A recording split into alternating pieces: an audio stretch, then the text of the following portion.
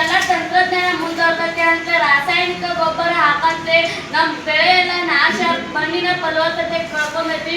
ಈ ಬೆಳೆ ಏನು ಬರುವತ್ತೆ ಅದಕ್ಕೆ ಚಿಂತೆ ಮಾಡ್ಕೋತ ಕೂತಾನ್ರಿ.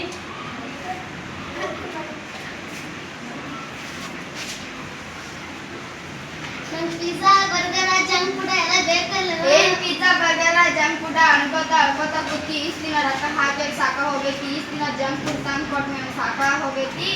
ನಾನು ಇದು ಮಾಡೇ ನಿನಗ ತಂದು ಕುಡ್ಲಿಕ್ಕೆ ಸಾಲಿಗೆ ಹೋಗಲ್ಲ. ಯಾಕೆ ಹೋಗುದಿಲ್ಲ? ತಂದು ಕೊಡ್ತಾನೆ ಸದಾ ಸಾಲಿಗೆ ಹೋಗ್ಬೇಕು. ಇದು ಹೆಂಗ್ರಿ? ಇವ್ರಿ 5 ರೂಪಾಯಿ ರೀ. ಇದು 10 ರೂಪಾಯಿ ರೀ.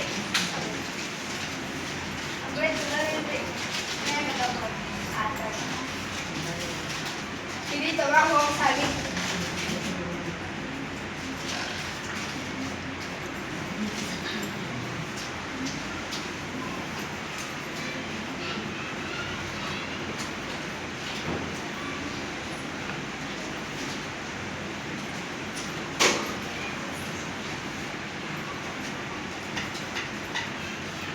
ಇವಳು ನಿಮ್ಮ ಮಗಳ?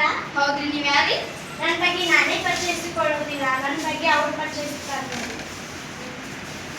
ನೋಡ್ರಿ ಇವ್ರಿ ನಿಮ್ಮ ಮಗಳು ಏನಕ ಅಳಾಕತ್ತಿದ್ರಿ, ಜಂಕ್ ಫುಡ್ ಬೇಕಂತ ಅಳಾಕತ್ತಿದ್ರಿ. ನೀವ್ರಿ ನಿಮ್ಮ ಮಗಳಿಗೆ ಅತಿ ಹೆಚ್ಚು ಪೌಷ್ಟಿಕವಿಲ್ಲದ ಆಹಾರವನ್ನು ಕೊಟ್ಟರೆ ಆಕೆಯನ್ನ ಅನಾರೋಗ್ಯಕ್ಕೆ ಮಾಡಿರ್ತೀರಿ. ಆಕೆ ಅನಾರೋಗ್ಯ ಬೀಳಬಾರ್ದಂದ್ರೆ ನಾವು ರೈತರು ಬೆಳೆದಂತ ಆಹಾರವನ್ನು ತಿನ್ಬೇಕ್ರಿ. ರೈತರು ಬೆಳೆದಂತ ಆಹಾರವನ್ನು ತಿನ್ನುವುದರಿಂದಲೇ ನಾವು ಆರೋಗ್ಯವಂತರಾಗಿರ್ತೀವಿ.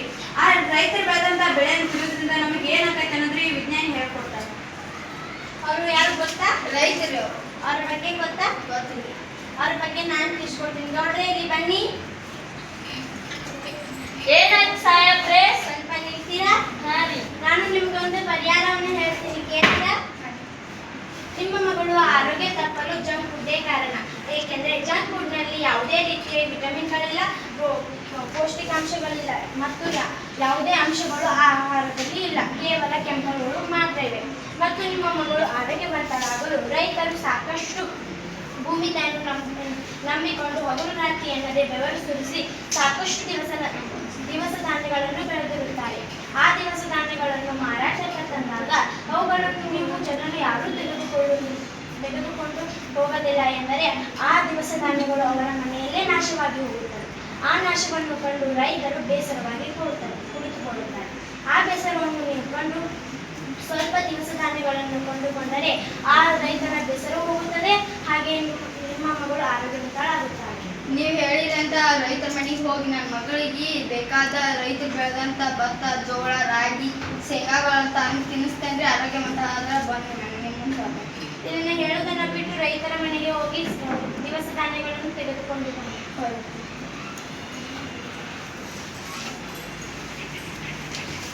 ಗೌಡ್ರೆ, ಏನಾಯ್ತು ಬನ್ನಿ. ನಾವು ವಿಜ್ಞಾನಿಗಳು ಬಂದಿದ್ರಿ. ನಮ್ಮ ಮಗಳಿಗೆ ಇದು ನೀವು ಬೆಳೆಯುವಂತ ಬೆಳೆಯುವಂತ ಭತ್ತ, ರಾಗಿ, ಜೋಳ, ಗೋಧಿ ಮತ್ತು ಶೇಂಗಾಗಳನ್ನು ತಿನ್ಸತ್ತಂದ್ರೆ ನಮ್ಮ ಮಗಳು ಆರೋಗ್ಯವಂತಳಾಗ್ತಾಳಂತ್ರಿ.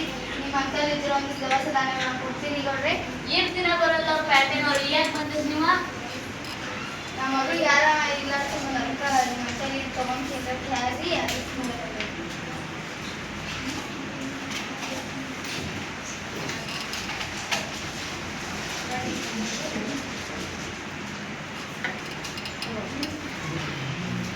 ಗೌಡ್ರೆ ಹಿಡೀರಿ. ಬೇಡ, ನಮ್ಮ ಆಹಾರದಿಂದ ನಮ್ಮ ಬೆಳೆಯಿಂದ ನಿಮ್ಮ ಮಗಳು ಆರೋಗ್ಯವಂತರಾಗಲಿ, ಅಷ್ಟೇ ಸಾಕು.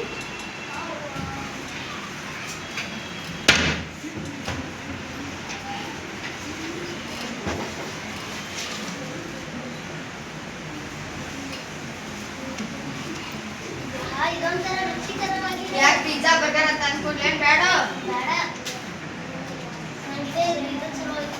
ಈಗ ಬೇಡ ನಾಕತ್ತಿ ಯಾಕೆ? ಆ ವಿಜ್ಞಾನಿಗಳು ಹೇಳಿದ ಮಾತು ನಂಗೆ ಅರಿವಾಗೈತಿ, ನಾನು ಏನು ತಿನ್ನಲ್ಲ.